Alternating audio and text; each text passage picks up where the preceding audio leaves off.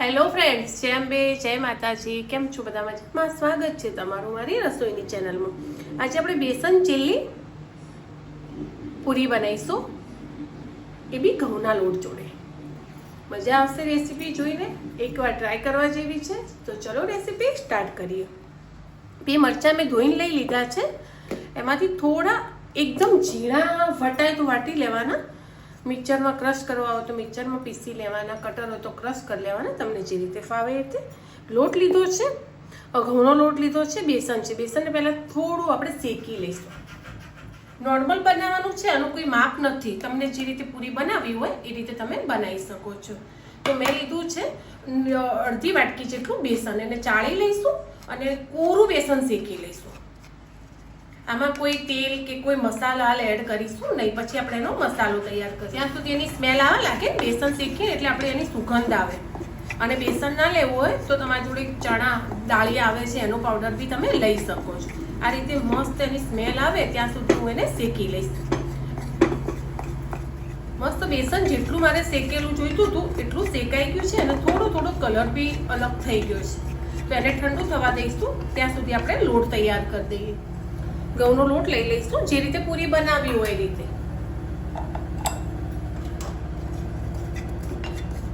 ચણાના લોટની એટલી મસ્ત સ્મેલ આવશે ને ફ્રેન્ડ, તમે જ્યારે એને શેકશો ત્યારે જે મોહનથાળ કે મગદળ કરતા હોય ને એવું. આમાં એડ કરીશું મીઠું અને નોર્મલ અજમો, ખાલી કોઈ તેલ કે એવું કશું હાલ એડ કરીશું નહીં. જ્યારે પછી એને લોટને મસળીશું ને ત્યારે થોડું તેલ એડ કરી જઈશું અને લોટ મસળે જઈશું. હવે એડ કરીશું થોડી હળદર. કોઈ બીજા મસાલા લેવાના નથી. અને એમાં એડ કરીશું આપણે તેલ. તમે કહેશો કે મોયણમાં તો આપણે નાખી એકતા હતા ને તેલ, તો આ રીતે કરવાની શું જરૂર? પણ આ રીતે તમે તેલને હળદર એડ કરશો ને તો તમે એટલો લોટ મસળશો. પેલો તો આપણે મૂકી દઈએ બાંધીને કે ભાઈ બંધાઈ ગયો છે, બરાબર. પણ આ જે લોટમાં એની શું કહેવાય, આપણે ચીકાશ એને કહીએ, એને ખેંચવા માટે જેટલું મેદાનું જે ભાગ આવે ને, ઇલાસ્ટિક, હા, એ પેદા થાય. તમે જેટલું મસળશો ને એટલા માટે મેં અંદર એડ નહોતું કર્યું તેલ ને હળદર, આ રીતે કરીશ તો એ રીતે મેદાનું એક આપણને સ્ટ્રક્ચર મળશે ઘઉંના લોટમાંથી. એટલા માટે પાછળથી તમારે હળદર અને તેલ ઉમેરી જવાનું અને 5 થી 7 મિનિટ સુધી અને આ રીતે મસળી જવાનું. પ્રોપર લોટ તો રોટલી જેવો જ બાંધવાનો છે, દેખાય છે? પણ તમને એકદમ તેલ અને હળદર મિક્સ થઈ જાય. બસ આપણે તેલ જેટલું રેડવાનું હતું એટલું જ એડ કર્યું છે. પછી બીજું મસાલામાં આવશે. આ પૂરી તમે ડ્રાય બી કરી શકો અને લોચા પૂરી બી કરી શકો, એ તમારા ઉપર ડિપેન્ડ રહેશે આ જ લોટમાંથી, બરાબર. હવે એને આપણે રેસ્ટ આપી દઈશું. પછી હું એને લઈશ પાછો પૂરી બનાવવા, એ વખતે બી થોડો 2-3 મિનિટ મસળીશ. ચલો, બેસન આપણે લઈ લીધું છે. મરચું પીસો એટલે ધ્યાન રાખજો ઉડે નહીં. ચીલ્લી મેં પીસી લીધી છે મિક્સરમાં, કારણ કે વાટીએ થોડી મોટી રહે, પૂરી તૂટી જાય આપણી. બેસ્ટ કે આપણે મિક્સરમાં એને મસ્ત પીસી લઈએ ફ્રેન્ડ. હવે આમાં ખાલી નોર્મલ મીઠું, હળદર અને ગરમ મસાલાનો ટેસ્ટ લેવાનો છે.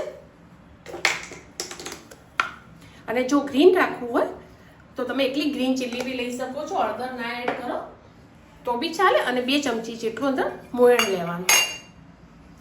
એ તમને ભાવતું હોય તો ઘીનું બી લઈ શકો, તમે તેલનું લેવું હોય તો બી લઈ શકો. એક એનું બાઇન્ડિંગ આવી જવું જોઈએ પ્રોપર, લાડુ વળે કે જે રીતે. તો મેં મીઠું એડ કર્યું છે, લીલા મરચાં એડ કર્યા છે અને શેકેલું બેસન લીધું છે આ રીતે. હવે થોડુંક ચપટી ગરમ મસાલો લઈ લઈશું. બસ આ મસાલો તમારો પૂરીનો તૈયાર છે.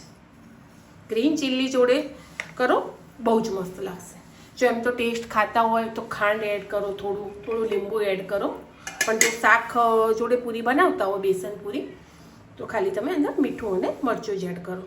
અને થોડો 1 પીસ જેટલો ગરમ મસાલો નોર્મલ ગરમ મસાલો. આમાં બધું દળાયેલું આવે છે ને, ઘરનો હોય એટલે આપણે આપણી આંખ સામે જ બનાવ્યો હોય એટલે થોડુંક એડ કરી લેવાનું. તમને ટેસ્ટ આખો ખાવાનો ડિફરન્ટ લાગશે. અને એ બોને તમે એલાયચી, લવિંગ, મરી થોડા ખાઈ શકો. બરાબર, આ રીતે નાની નાની હવે એની ગોળી વાળી લેવાની, જે રીતે તમારે પૂરી કરવી હોય. નાના નાના બોલ્સ કરવાના. જો આને તમારે સ્ટોર કરવી હોય, ડ્રાય કરવી હોય તો થોડો મસાલો વધારે પૂરીમાં ભરવાનો. શાક જોડે ખાવી હોય તો નોર્મલ. તો આ રીતે આપણે બધી એની લાડુડી વાળી દઈશું. ચલો, લોટ મસળી લઈશું. હવે લોટ મસાળવો તમને ફાવશે.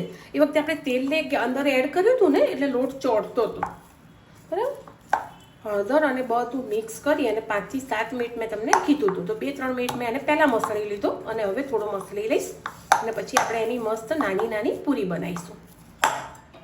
તો આપણે મસ્ત પહેલાં લોટવાળા હાથ કરી લેવાના. જો ઢીલો લોટ હોય તો, અને ઢીલો જ રાખવાનો, તો જ તમને લોચા પૂરી ખાવાની ફ્રેન્ડ મજા આવશે. અને મસળશો તો જ તમારી પૂરી અંદર ફિલિંગ ભરશો ને એટલે તૂટશે નહીં. જો મસળશો નહીં લોટ તો તમારી પૂરી તૂટી જશે. ફિલિંગ ભરશો ને એટલે સાઈડોથી. તો એને મસળવો ચોક્કસથી છે, ઢીલો રાખવાનો, બહુ કડક બાંધવાનો નહીં. રોટલીથી એમ લાગે કે તમને રોટલીથી થોડો ઢીલો પડે છે તો રોટલીથી થોડો કડક બાંધી લેવાનો. પૂરી વણી છે, એડ કરી લઈશું આપણે લોહી અને મસ્ત એને સીલ કરી લઈશું. નોર્મલ જ જોઈશે ફ્રેન્ડ, એકદમ ઓવર આપણે પૂરીમાં ફિલિંગ નથી જોઈતું. આપણે શાક જોડે એને એન્જોય કરવા માટે બનાવી રહ્યા છીએ, નાખી એકલી પૂરી ખાવા. બરાબર, આ પૂરી તમે કોઈ બી બટાકાના શાક જોડે, ડૂબકી બટાકા આવે, સોરી ફ્રેન્ડ, એનું શાક જો તમે બનાવી દો ને તો તમને આ પૂરી ખાવાની ફ્રેન્ડ મજા આવશે. હવે એને તમે હાથથી આ રીતે દબાવી દેવાની. પહેલાં હાથથી જ તમારે એની પ્રોપર, એટલે મસાલો આખી પૂરીમાં ભળી જાય. હવે એને થોડા હળવા હાથે આપણે આ પૂરી વણીશું. બહુ દાબીને વેલણ નહીં ફેરવવાનું, આ રીતે નોર્મલ. તો એ મસાલો તમને પ્રોપર ગ્રીન કલરનો બધે દેખાશે. હું તમને બતાવું. પૂરી નાની મોટી તમને જે રીતે ગમે એ રીતે તમે બનાવી લો, પણ લોટ ઢીલો જ રાખજો તો તમારી પૂરી ફાટશે નહીં. લોટ મસળજો બરાબર. એટલા માટે મેં હળદર ને તેલ પછીથી એડ કર્યું હતું. તે એ બાનેસથી બી આપણે એને મિક્સ કરવા માટે એટલો લોટ મસળી લઈએ. દેખાય તમને પ્રોપર?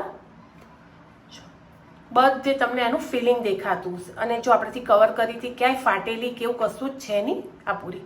હવે એને તેલ સાઈડમાં મૂકી દીધું છે.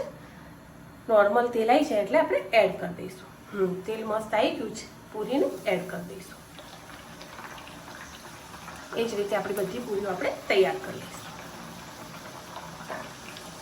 આના જોડે તમને ખરેખર બટાકા, ડૂબકી બટાકા આવે છે, એ શાક ખાવાની મજા આવશે. જો પૂરી ફૂલવા બી લાગે. દેખાય છે?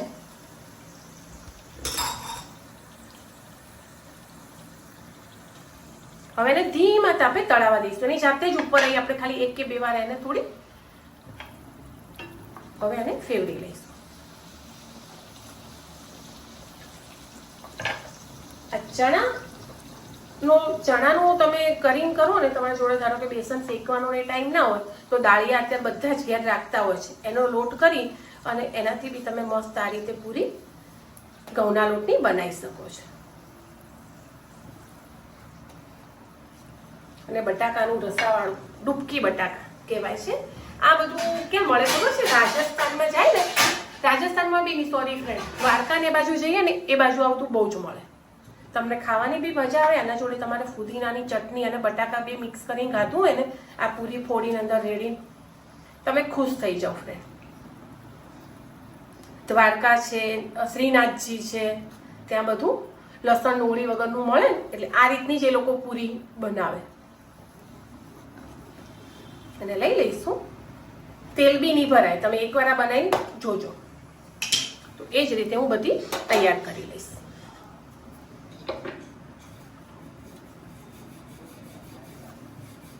મસ્ત વણાય છે. એકવાર ખાલી તમારે અટોમણ વાળું કરવું પડે, વધારે નહીં.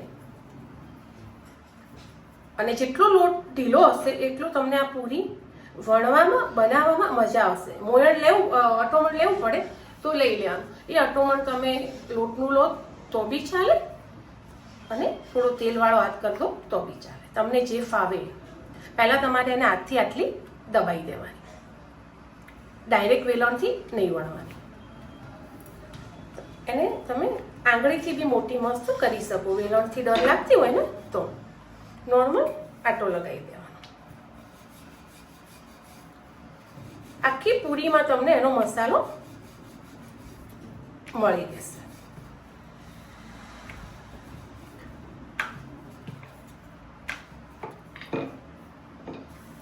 એ જ રીતે હું બધી પૂરીઓ તૈયાર કરી લઈશ. ખાલી એડ કરો ને ફ્રેન્ડ એટલે ગેસ થોડો તમારે ફૂલ કરી લેવાનો, કારણ કે ધીમા ગેસ છે ને એકદમ પૂરી ઉપર ના આવે. આ તમારી પૂરી ઉપર આવશે જાતે જ, તમારે કોઈ મહેનત નહીં કરવી પડે. પછી એમ લાગે કે ફૂલી ગઈ છે, એના પછી તમારે ગેસ ધીમો કરી લેવાનો છે. ખાલી સાઈડ થોડી દબાવવાની.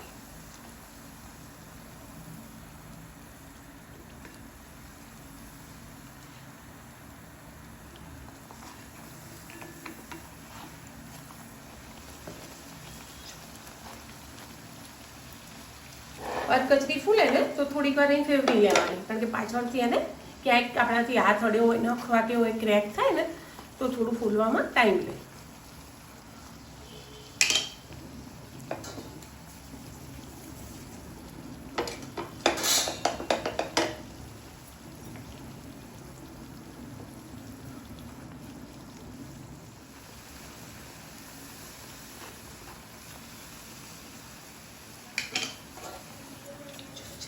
મસ્ત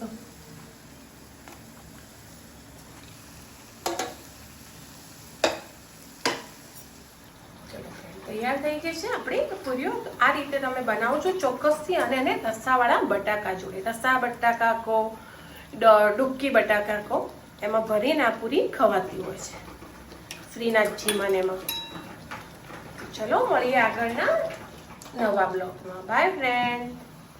હવે આને લઈ લઈશું. મસ્ત તળાઈ ગઈ છે.